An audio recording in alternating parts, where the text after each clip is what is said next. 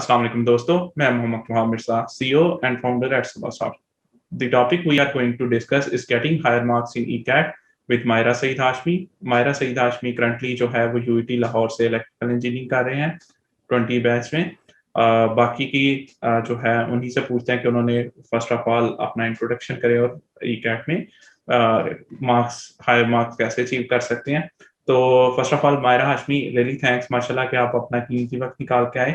थोड़ा सा बता दें कि आपने एफएससी कहाँ से की, मैट्रिक कहाँ से किया, अदर एजुकेशनल बैकग्राउंड और फिर यूटी लाहौर में जो है वो कैसे आपने एडमिशन लिया।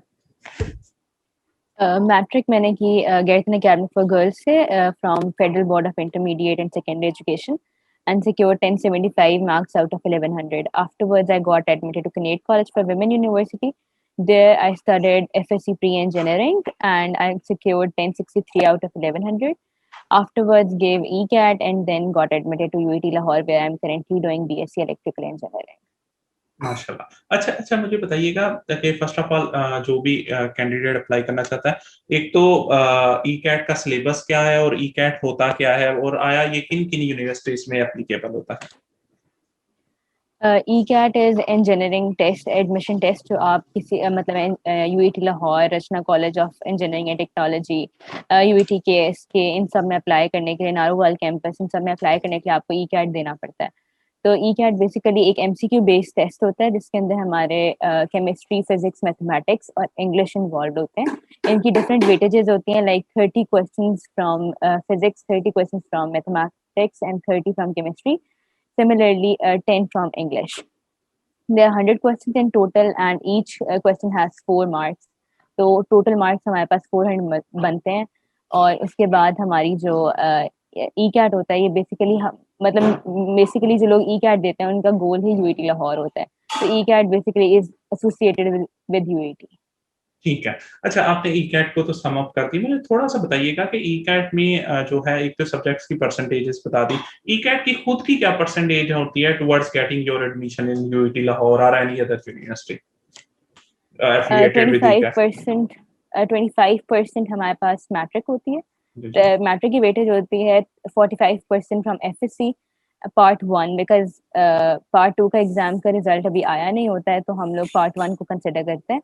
और इसके साथ साथ हमारे पास जो 30% left that is for the ECAT, वो 30% वेस्टेज हमारे ECAT के अंदर स्कोर की होती है। ठीक है। अच्छा, आपने अभी बताया कि सेकंड ईयर का जो है वो रिजल्ट नहीं आया होता, तो सेकंड ईयर का रिजल्ट ओवरऑल ही नेग्लेक्ट हो जाता है या अल्टीमेटली जो है मेरिट बनने में जो है वो काम आता है?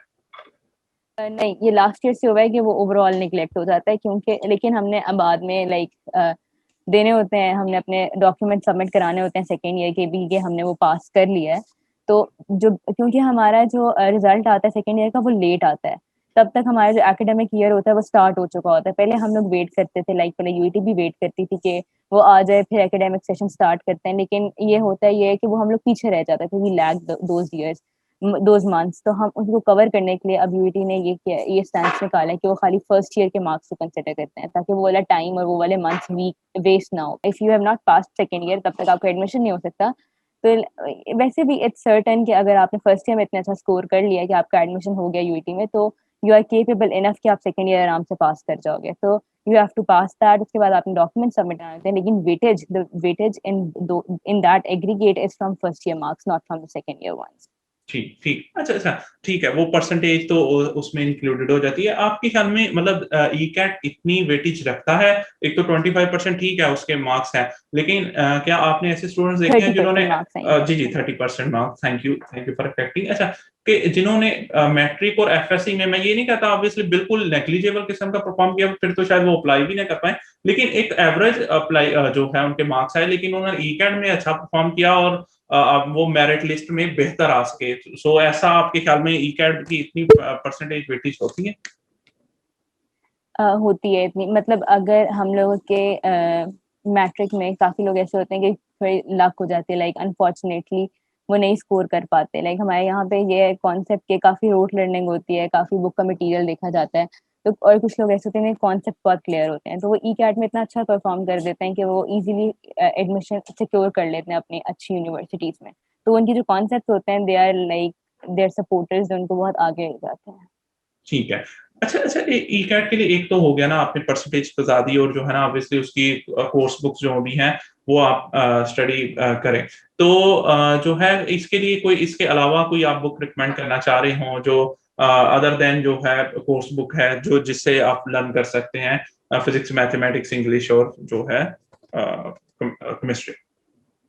एक तो आपके अपने नोट्स होते हैं, एक आपको टीचर्स जो समझाते हैं वो वाले नोट्स होते हैं, वो काफी होते हैं एंट्री टेस्ट की प्रेपरेशन के लिए। अगर आप चाहते हैं कि आपके कॉन्सेप्ट और अच्छे होते हैं तो इंटरनेट बहुत बड़ा सोर्स है आपके पास।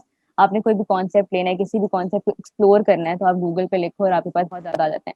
लेकिन बेसिकली जो हमारा ई कैट होता है या इवन एम कैट होता है या दूसरे एडमिशन टेस्ट होते हैं, वो सारे हमारे रिलेट करते हैं कोर्स बुक के साथ। तो कोर्स बुक में हमारी जो मेजरली इन्फॉर्मेशन होती है उसकी फुल ऑन कॉन्सेप्ट होना, that is important. Extra information आपकी अपनी मेहनत है, आपके अपने ऊपर डिपेंड करता है आप एक्स्ट्रा कितना अप्लाई करते हो। ठीक है। सही सही। अच्छा अच्छा, आपने कंसेप्ट्स की बात की थी जो है रिगार्डिंग के जो है ना कई जो है वो कॉन्सेप्ट्स वाइज बेहतर होते हैं, तो वो अल्टीमेटली ई कैट में बेहतर marks. On the scale of 1 to 10 आपके ख्याल में ई कैट जो है वो बताते खुद कितना कंसेप्चुअल होता है? 10/10 होता है, बिल्कुल एवरेज होता है, या मतलब आप ऑब्वियसली यूटी लाहौर के अलावा अगर आपने कोई कंपेरेबल टेस्ट है तो आपको क्या लगता है जो है ना जिसकी बेस पे आप कह सकें कि जो है ना यार इतना कंसेप्चुअल होता है? मैंने काफी टेस्ट किए थे लाइक, लेकिन सबको पता है और सब एक्सपीरियंस जो जो लेता है वो यही कहता है कि ई कैट जो होता है वो सबसे मुश्किल इंजीनियरिंग एडमिशन टेस्ट होता है, क्योंकि ठीक। इसकी काफी कॉन्सेप्चुअल होता है। तो ठीक है। इसके अंदर जो मैथमेटिक्स और फिजिक्स वाला पोर्शन होता है वो तो काफी ज्यादा कॉन्सेप्चुअल होता है। लाइक उनको you can say they are 9.5, 9 to 9.5 out of 10 they are like conceptual. While in case of chemistry उसमें क्योंकि हमारे पास रिएक्शंस होते हैं, डायरेक्ट प्रोडक्ट्स हमने डिटरमिन करने होते हैं, तो वो वाला जो होता है वो इतना that is conceptual as well, लेकिन उसमें थोड़ा बहुत लैक कर जाता है कॉन्सेप्ट। मतलब आपने अगर रोट लर्निंग भी की हुई है किसी पर्टिकुलर रिएक्शंस को, तो आप आराम से उसका प्रोडक्ट डिटरमिन कर सकते हो। तो chemistry it would be like 7 to 8 out of 10, and for physics and math it is about 9 to 9.5 out of 10.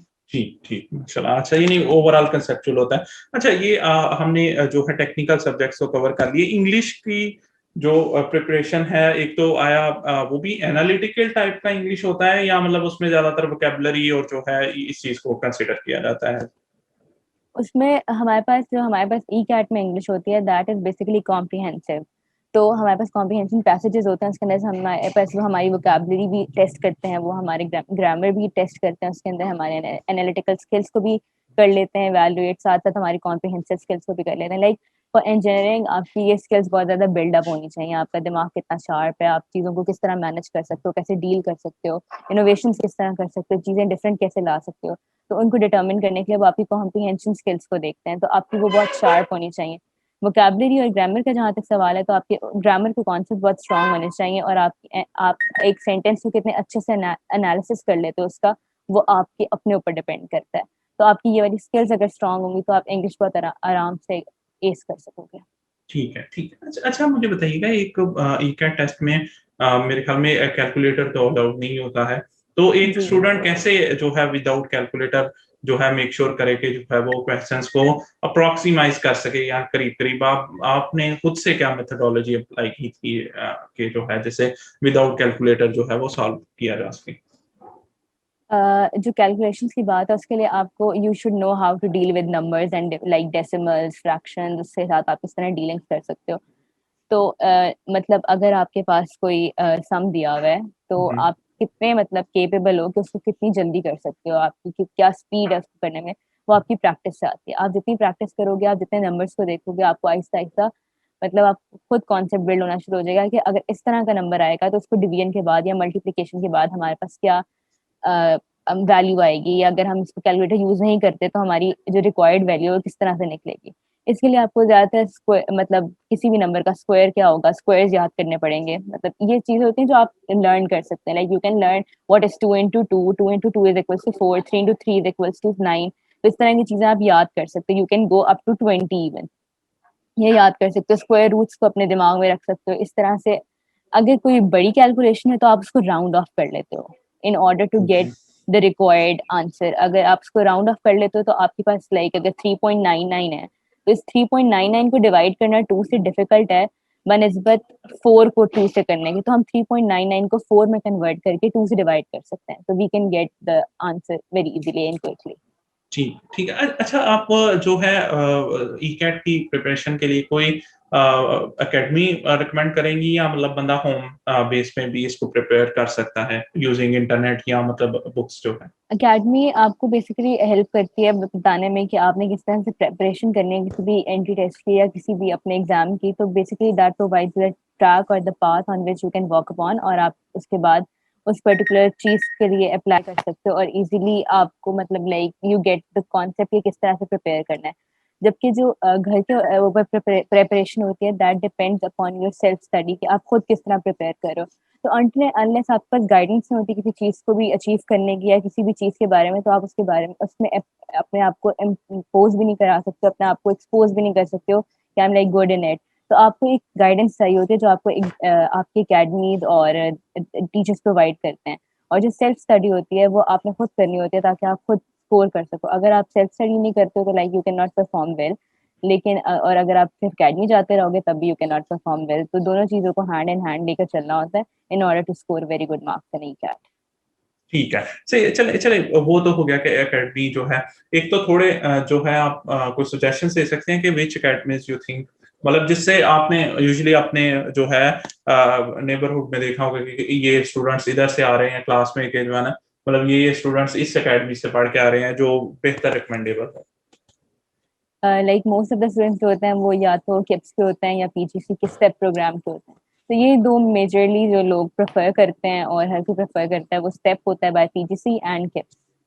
ठीक, सही। अच्छा अच्छा, चलिए, एक तो हो गया जो एकेडमी ज्वाइन कर सकता है वो मोस्ट प्रॉब्ली एकेडमी कर ले और प्रैक्टिकल एक्सपीरियंस भी ले ले बिफोर डूइंग द टेस्ट। लेकिन अगर अगर कोई ऐसा है जो स्टूडेंट जो अफोर्ड नहीं कर सकता या इवन रिमोट एरिया से है, तो उसके लिए कोई रिकमेंडेशन हो के ई कैट की प्रिपरेशन बेहतर तरीके से करने के लिए? उसके लिए हमारे पास यूट्यूब पे बहुत ज़्यादा लेक्चर्स अवेलेबल होते हैं। इवन हमारे कुछ प्रोफेसर्स होते हैं जो कि अपने सारी जो एक्सपीरियंसेस होते हैं वो शेयर कर रहे होते हैं यूट्यूब के ऊपर।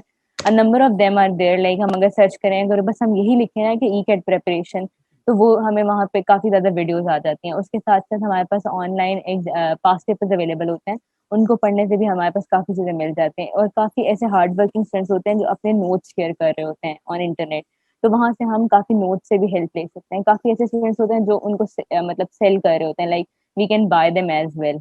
तो आपको ऑनलाइन काफी कुछ मिल जाता है, पास पेपर्स मिल जाते हैं, सर्टेन वेबसाइट से आपको वीडियोस मिल जाती हैं। पंजाब कॉलेज की एक वेबसाइट भी है, वहां पर हमारे पास लेक्चर्स भी अवेलेबल होते हैं, like that is for free. आपने बस अपने आप को रजिस्टर कराना होता है उसमें, और उसके बाद आप उधर से पास पेपर्स ले सकते हो, उनके लेक्चर्स ले सकते हो, उधर से तैयारी कर सकते हो। किप से होता है ये लाइक डिमांड करता है आपसे फी पूरी अपनी, और उसके बाद आपको अपना जो पोर्टल है उसका लिंक देता है जहां से आप फिर तैयारी करते हो। तो इन केस आप you have to go for free, तो आप पीजीसी से भी हेल्प ले सकते हो, लाइक उनका जो स्टेप प्रोग्राम है उससे ले सकते हो या किसी भी ऑनलाइन वेबसाइट से ले सकते हो। ठीक है। यूजुअली यूजुअली जो ई कैट का मेरिट है मेरा, वो किस रेंज में वेरी कर रहा होता है ईयर टू ईयर? मतलब आपने ऑब्वियसली 2 to 3 years का तो आपको अंदाजा होगा, तो यूजुअली जो है हाईएस्ट मार्क्स कहाँ से वेरी कर रहे होते हैं, कितने क्या शिफ्ट आ रही होती है? 75 to 77% से अबव अगर आपका एग्रीगेट है तो you can easily get admission in any one of the fields. Mechanical का इस साल काफी ज्यादा आया था, दैट वाज 80.16%। उसके बाद हमारा इलेक्ट्रिकल इंजीनियरिंग का था जो कि 77.93 आई गेस था। फिर हमारे पास कंप्यूटर इंजीनियरिंग थी 77.45 आई गेस, और फिर फर्स्ट सिविल इंजीनियरिंग, और इस तरह फिर कम होता गया था। सबसे कम हमारी आर्किटेक्चरल इंजीनियरिंग थी जो कि 73 पॉइंट समथिंग थी, और ऑटोमोटिव इंजीनियरिंग उसका मेरिट थोड़ा कम होता है। बाकी मैकेनिकल, इलेक्ट्रिकल, सिविल, केमिकल, इनका merit is above, your aggregate should be above 75% to get admission in these fields. ठीक है। तो स्टूडेंट्स के लिए एडवाइस जो है, जो ई कैट का जो है वो अप्लाई कर रहे हैं, उनके लिए क्या एडवाइस देंगी कि जो है ना किस तरह वो बेटर मार्क्स अचीव कर सकते हैं? उनको सबसे पहले तो अपनी जो कोर्स बुक्स हैं वो बहुत अच्छे तरीके से पढ़नी पड़ेंगी। उनके जो कॉन्सेप्ट्स है उसकी हर लाइन को अच्छी तरह से उन कॉम्प्रिहेंड करना पड़ेगा, उनके कॉन्सेप्ट्स को अच्छी तरह से ग्रास्प करना पड़ेगा। लाइक कोई ऐसा लूप होल नहीं छोड़ना किसी कॉन्सेप्ट में कि let's go with rote learning. You have to grasp all those concepts of FSc and matric, और फिर उनको अपने दिमाग में रखते हुए इम्प्लीमेंट करना किस तरह से है वो सब आना चाहिए। Like there are certain number of students जो न्यूमेरिकल जो क्वेश्चंस जो सम्स होते हैं मैथ के वो याद कर लेते हैं, like they rote learn them, तो वो इम्प्लीमेंट नहीं होता ई कैट में, तो उनको अपने कॉन्सेप्ट अच्छे करने पड़ेंगे, उनको फॉर्मूला, उनको डेरिवेशन के हर स्टेप का पता होना चाहिए। कभी कभार ऐसे क्वेश्चन आ जाते हैं डेरिवेटिव के मतलब डेरिवेशन के बीच का कोई स्टेप ऐसा होता है जिसके अंदर वो फॉर्मूला हमने डिराइव किया होता है फाइनल एक्सप्रेशन के लिए, तो उस पर्टिकुलर फॉर्मूला से हमारा कोई क्वेश्चन बन के आ गया होता है। तो बेसिकली हमारा कॉन्सेप्ट इतना स्ट्रांग होना चाहिए कि हम इजीली हर क्वेश्चन को सॉल्व कर सकें। ठीक है। एनी फाइनल जो है final advice before wrapping up this interview? Rote learning कम करें, अपने कॉन्सेप्ट स्ट्रांग करें, एमसीक्यूज को सॉल्व करना सीखें, और अपने कॉन्सेप्ट इतने स्ट्रांग करें कि अगर हमें कोई चीज बुक के बाहर से भी आ जाती है लेकिन रिलेट करती है उसी कॉन्सेप्ट को, तो हम इजीली कर सकें। माशाल्लाह beautifully some of the interviews. बहुत बहुत शुक्रिया मायरा हाशमी, माशाल्लाह आपके वक्त का, और आपकी एडवाइस माशाल्लाह बड़ी कीमती है। होपफुली जो है वो जो भी ये वीडियो इंटरव्यू देख रहे हो वो उसको अप्लाई कर सकें। तो दोस्तों मोस्ट प्रॉब्ली सारे पर्टिनेंट क्वेश्चंस जो हैं वो आपके जो है वो हमने आंसर कर लिए होंगे। इसके अलावा कोई भी क्यूरी हो तो आप कमेंट में मेंशन कर दीजिएगा, मैं कोशिश करूंगा कि मायरा तक जो है पास ऑन कर सकूं। अगर आपको वीडियो पसंद आई हो तो लाइक करें, शेयर करें, और इस चैनल को सब्सक्राइब कर लें ताकि आपको फर्दर नोटिफिकेशंस मिलते रहें। हमारे साथ जुड़े रहने के लिए और बार बार इस चैनल पर आने के लिए मोहम्मद वहाब मिर्ज़ा आपका तहे दिल से शुक्रगुजार। अल्लाह हाफिज। पाकिस्तान जिंदाबाद।